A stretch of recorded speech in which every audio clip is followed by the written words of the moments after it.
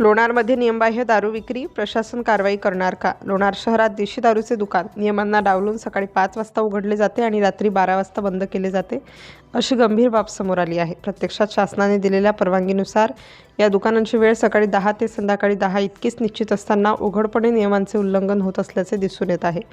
याशिवाय शहरातील काही हॉटेल्समध्येही नियमबाह्य पद्धतीने दारू विक्री सुरू असल्याच्या तक्रारी नागरिकांकडून केल्या जात आहेत. या प्रकारामुळे सामाजिक शिस्त व सार्वजनिक सुरक्षिततेचा प्रश्न निर्माण होण्याची शक्यता व्यक्त केली जात आहे.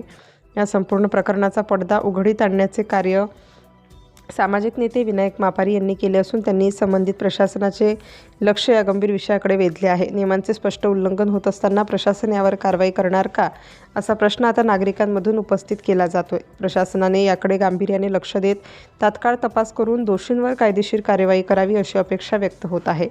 सिटी इंडिया न्यूजसाठी प्रतिनिधी साहिल खान, उपसंपादक, बुलढाणा जिल्हा. जय शिवराय, जय महाराष्ट्र. आज जो काही माझ्या समोर विषय आलेला आहे तो विषय असा आहे की जे काही दारूचे दुकानं लोणारमध्ये सकाळी 4 ते संध्याकाळी 12-1 वाजेपर्यंत चालू असतात माझ्या माहितीप्रमाणे, आणि तसे व्हिडिओसुद्धा उपलब्ध आहेत. तसेच ज्या काही इनलिगल हॉटेल आहेत की त्यांना परवाने नाही, काही नाही, त्यांचे सुद्धा बेवाटपणे दारू लोणारमध्ये विकल्या जात आहेत. याच्यावर कुठंतरी शासनाने प्रशासनाने लक्ष दिलं पाहिजे आणि याच्यावर काहीतरी अंकुश लगाम लावला पाहिजे, आणि जे काही आपली खोरी जर असेल काही त्याच्यात तर ती बंद झाली पाहिजे. एवढे बोलतो आणि थांबतो. जय महाराष्ट्र, जय शिव.